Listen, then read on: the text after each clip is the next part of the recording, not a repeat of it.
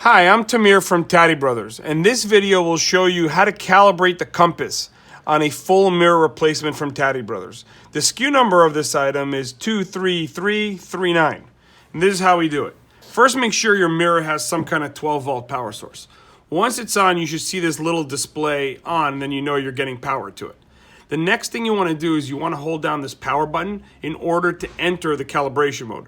Remember, right now we're seeing northwest, but we're not really necessarily pointing that way.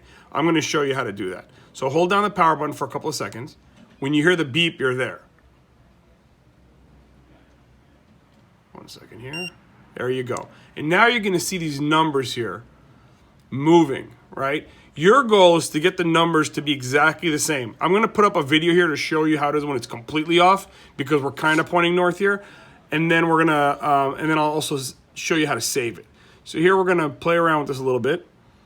We're going to get to 92 right there. Now if it goes between 92 and 93, 52, 53, that's fine. Now we're going to hold down the power button one more time until that beep. All right, and now we're pointing the way we're supposed to go. If you follow this compass, you'll always know which way is north. It's not a big deal to set it up, as you can see there. Once it's calibrated, it's always good. You can't have any electrical interference. It's a fantastic product. If you have any questions, don't hesitate to contact us. But that's all we have to say about calibrating the compass. Thank you and have a great day.